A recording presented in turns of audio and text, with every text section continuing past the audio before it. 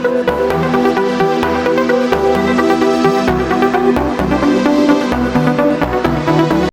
York যেন mini Bangladesh. ঈদের আগের রাতে জামাইকার হিলসাইড অ্যাভিনিউতে পা রাখলে বোঝাই যাবে না আপনি প্রবাসে আছেন। চারদিকে উপচে পড়া ভিড়, শেষ মুহূর্তের কেনাকাটা, আর তরুণীদের হাতে মেহেদি পরার ধুম। চেনা মানুষের কোলাহল আর ঈদের আনন্দময় ব্যস্ততা তুলে ধরেছেন বাংলার গেজেটের বিশেষ প্রতিনিধি শাহ মুজিবুর রহমান জকন।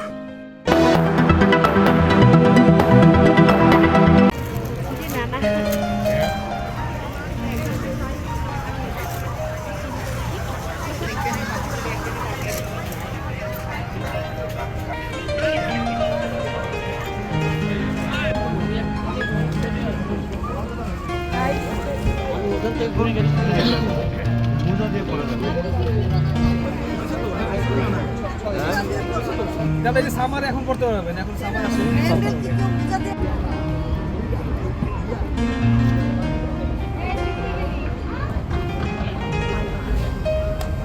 কালকে ঈদ, আজকে চাঁদ রাত।